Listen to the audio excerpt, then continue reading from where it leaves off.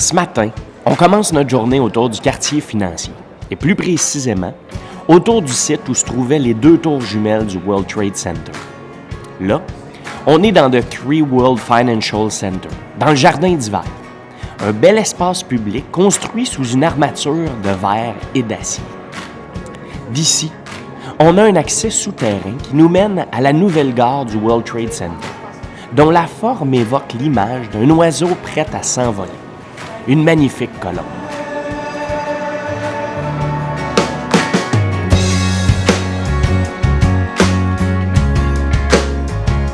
Cool!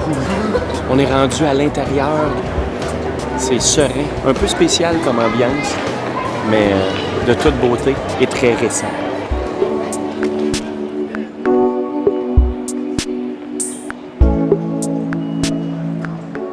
On s'entend que c'est quand même spécial comme ambiance. Quand on pense à tout ce qui s'est passé ici. Quand on pense à l'ampleur des événements. Disons que c'est un peu bizarre de se retrouver comme ça devant le One World Trade Center, la Freedom Tower, quand on imagine tout ce qui est arrivé. Mais c'est vraiment beau pareil. Et on admire un gratte-ciel extrêmement spectaculaire, et qui est en fait la tour la plus haute de l'hémisphère ouest. Elle est haute de 541 mètres. Une hauteur symbolique de 1776 pieds, en référence à l'année de la Déclaration d'indépendance des États-Unis. Le 10 mai 2013, le dernier morceau de la flèche a été installé. Une flèche de 124 mètres, la plus grande au monde, et qui faisait du World Trade Center le 4e plus haut gratte-ciel au monde.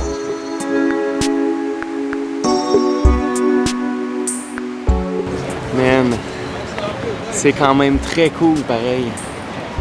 Je suis venu ici plusieurs fois, mais c'est la première fois depuis qu'ils ont construit le mémorial. J'avais vu Ground Zero, mais là, avec la tour numéro 1 devant moi, la colombe en arrière, c'est très spécial. Beau spot.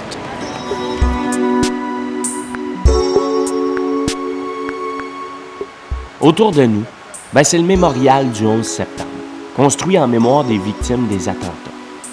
Il se compose d'un parc avec 2 bassins carrés, situés à l'emplacement même des 2 tours détruites.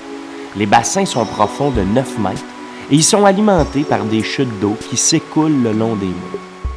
Tout autour des bassins, on retrouve le nom de toutes les victimes. Je peux vous garantir que ça nous fait réfléchir, tout ça. Mais c'est vraiment un beau mémorial. Et c'est vraiment un beau site.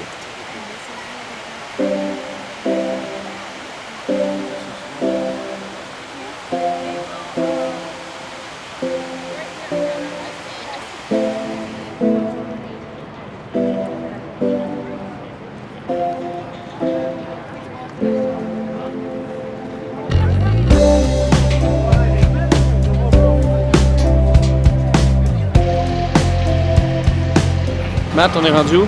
Trinity Church. Comment tu trouves ça? Super! La neige est vraiment agréable.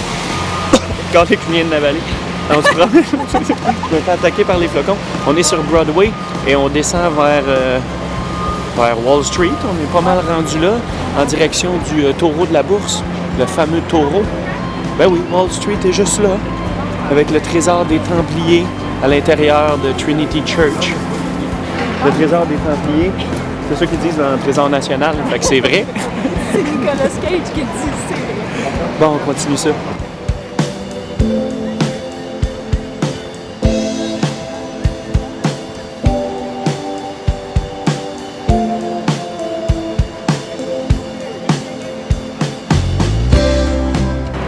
Bon, ben là, on est en plein cœur.